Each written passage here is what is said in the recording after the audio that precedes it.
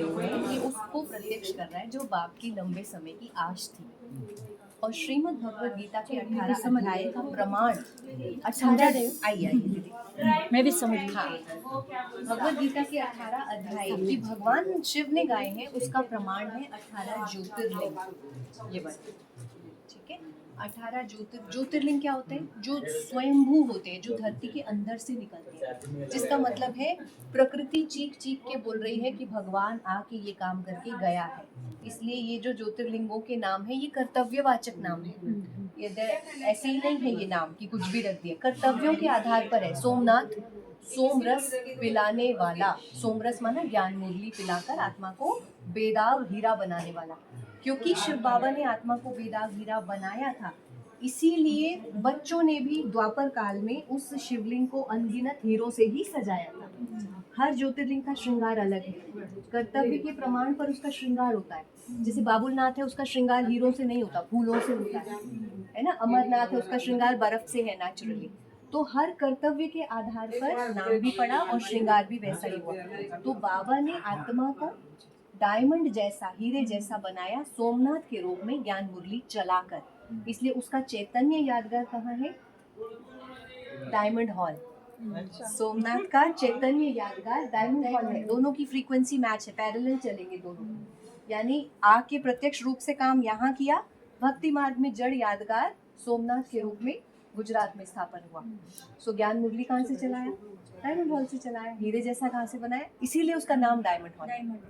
Second, जैसे उदाहरण के तौर पे जागेश्वर की बात करें तो जागेश्वर का पता ही नहीं है लोगों को, गुप्त था अभी तक ये ज्योतिर्लिंग। ये बाबा ने बताया, इसलिए मुरली में बार बार कहते हैं तकदीर जगाकर आई हूँ। तो तकदीर जगाने वाला, आप देखो अमृत वेला हर आत्मा का एक्सपीरियंस है कि मुझे बाबा उठाता है। किसी को थप्पड़ मार के उठा दिया, किसी को टैप किया, किसी को झकझोर दिया, किसी की चादर खींच दी। ये बाबा एक जिम्मेदारी पूरी कर रहा है। अगर नहीं करेगा तो बच्चे नहीं उठ पाएंगे, बच्चे तो माया के उसमें सो जाएंगे। जागेश्वर के रूप में ये कर्तव्य निभा रहा है, आत्मा को जागती ज्योति बना रहा है। तो जागेश्वर का चैतन्य यादगार है हमारा प्रकाश स्तंभ। प्रकाश स्तंभ आप देखो, जब प्रकाश होता है तो नींद खुल जाती है। आप सो रहे हो और कोई अचानक से लाइट ऑन कर दे तो नींद खुल जाएगी। तो प्रकाश स्तंभ उसका चैतन्य यादगार है, जागेश्वर हमारा जड़ यादगार है। ऐसे ही केदारनाथ कैद से मुक्ति दिलाने वाला, सर्व प्रकार की कैद, व्यसनों की कैद, दुखों की कैद, विकारों की कैद, संबंधों की कैद, जैसे बांधेलियां होती हैं, या कोर्ट कचहरी भी एक प्रकार की कैद है। हाँ, कोर्ट कचहरी भी कैद है, क्योंकि आप उसके चक्कर में फंस गए, चक्कर लगाए जा रहे। तो इनसे मुक्ति दिलाने वाला है केदारनाथ। केदारनाथ के रूप में शिव बाबा। अब ये है हमारा चैतन्य यादगार, बाबा का कमरा। जैसे किसी को कोई भी प्रॉब्लम आती है तुरंत बाबा के कमरे में भागता है, लेटर लिख के आता है और प्रॉब्लम सॉल्व हो जाती है, क्योंकि मुक्ति दिला दी। और केदारनाथ वैसा बना हुआ है, पिरामिडिकल है। ये परम धाम का डायमेंशन है। तो परम धाम का डायमेंशन माना उसका शेप है, जिसमें टॉप में शिव बाबा, फिर बाबा मम्मा और फिर नंबरवार सारी आत्माएं हैं। तो जब हम परम धाम में स्थित होते हैं, चाहे 1 मिनट के लिए भी स्थित होंगे, तो भी हमारा कोई छोटा पाप कट जाता है। तो वो अब बंधन कट गया, पाप से मुक्त कराया। तो मुक्तेश्वर के रूप में है केदारनाथ। ठीक है।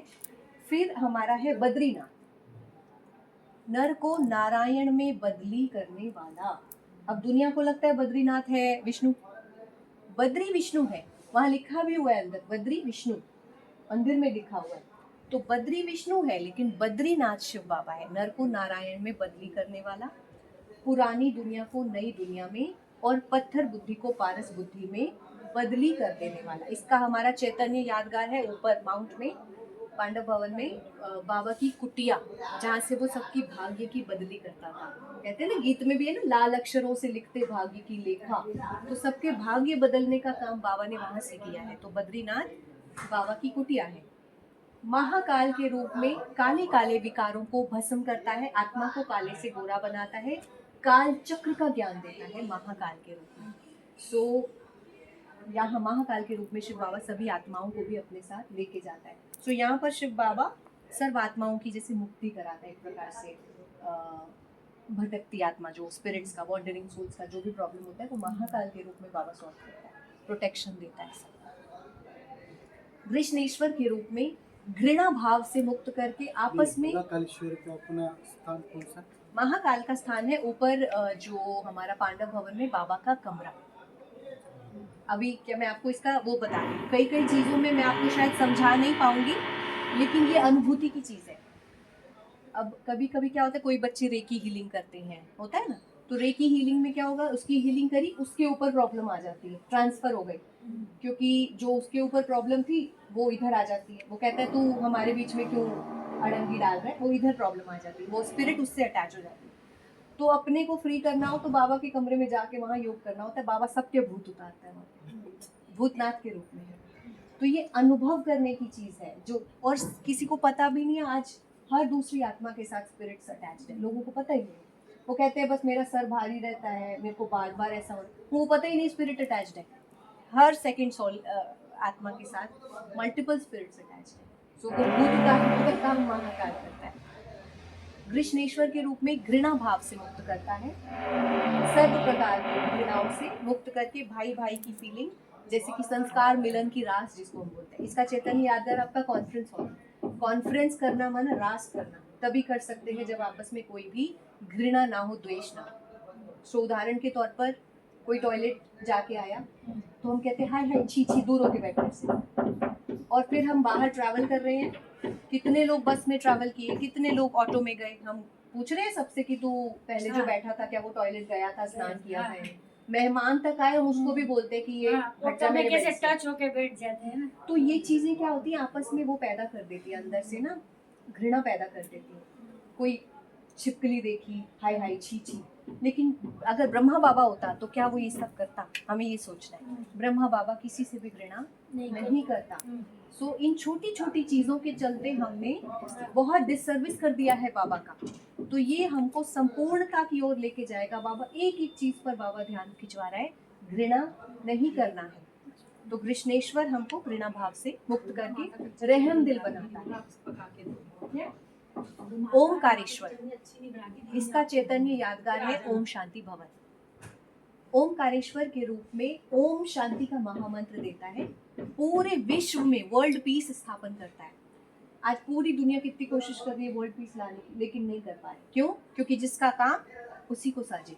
तो ओमकारेश्वर में ये काम, आखिरी काम शिव बाबा का ही है, जो सबसे पहले आत्मा को उसके स्वधर्म की याद दिलाता है, आत्मा को ओम से श्री ओम बनाता है। श्री ओम माना श्रेष्ठ आत्मा, और खुद कौन है वो? श्री श्री ओम है। तो ओम से जुड़ा सारा कर्तव्य और ओम शांति, पूरे वर्ल्ड में शांति लाने का, क्योंकि आत्मा शांत स्वरूप है, आई भी शांति धाम से है, और इस पूरे वर्ल्ड को भी शांति स्थापन करने इस वर्ल्ड के अंदर ओमकारेश्वर स्वयं आया है।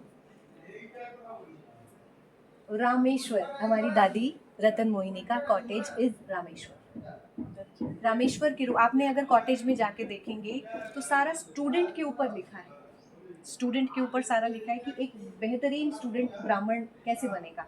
एंथुजियाज्म, डिसिप्लिन और टायरलेस, है ना। तो जो एक अव्वल दर्जे का गुरु होगा ना, वो सबसे पहले अपने जो प्रिय शिष्य, जिसको बड़ा राजा बनाना होगा, उसका अहंकार ही तोड़ा जाता है। तो यूं तो राम और रावण दोनों ही शिव के उपासक थे, लेकिन दोनों में क्या फर्क था? रावण में अहंकार था, है ना। तो रामेश्वर के रूप में शिव बाबा आके हमारे अहंकार को खत्म करते हैं। इसीलिए बाबा जब लास्ट 3 शब्द थे, निराकारी, निर्विकारी, निरहंकारी। अब निराकारी निर्विकारी में ही सब कुछ आ गया, क्योंकि अहंकार तो विकार के अंदर आ ही जाता है।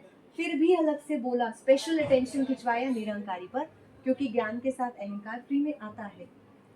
तो निरहंकारिता का जो दादी मिसाल बनी, कैसे? मैं अचानक की बात बता रही हूँ। ये प्रोजेक्ट तो 3 साल से हो चुका है। मैं अभी कुछ दिन पहले आई, मैंने बोला दादी की कोई 2 मुख्य क्वालिटीज मुझे आप बताओ, या कोई 2 मेन क्वालिटीज बताओ। तो दीदी ने बोला, लीला दीदी ने बोला कि दादी ने आज तक कभी किसी का तिरस्कार नहीं किया। दूसरा क्या बोला? दादी मर्यादा में रहती थी। देखो दोनों क्वालिटी रामेश्वर से ही जुड़ी है। तिरस्कार नहीं किया मतलब अहंकार नहीं है ना किसी भी प्रकार का। गले लगाया, दिल का, दिला राम, राम दिल में बसता था ना हनुमान के, तो दिला राम सबको गले लगाना, किसी का तिरस्कार नहीं करना, मतलब अहंकार से रहित होना।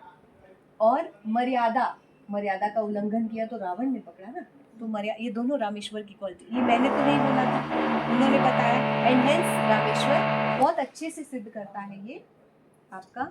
और कुदरती 8वें नंबर पर है ये। दादी का दिन 8 अप्रैल, और दादी को जो रोल नंबर अलॉट किया गया था बाबा के द्वारा वो भी 8 था। हमें नहीं पता था ये सारे डिटेल्स। त्र्यंबकेश्वर के रूप में शिव बाबा हर काम 3 के सेट में करता है। स्थापना, विनाश, पालना, 3 लोक, 3 काल, तीसरा नेत्र जागृत करना, निराकारी, निर्विकारी, निरहंकारी, सत्यम, शिवम, सुंदरम, 3 नाम है उसके। तो हर काम 3 के सेट में करने वाला है त्र्यंबकेश्वर।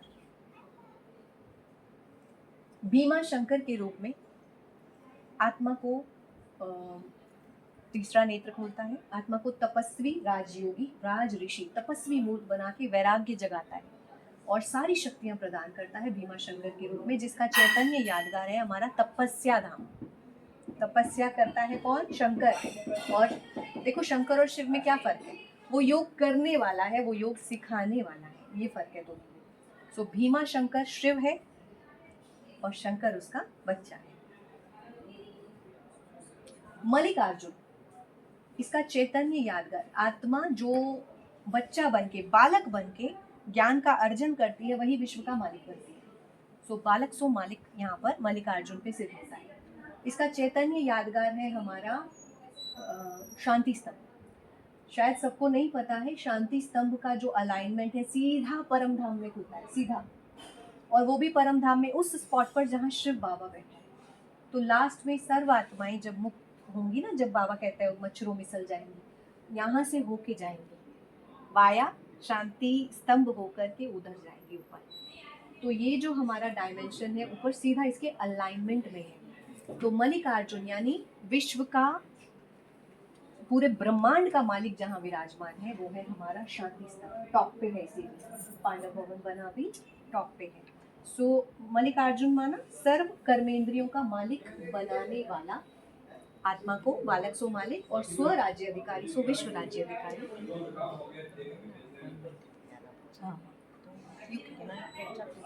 हाँ श्योर।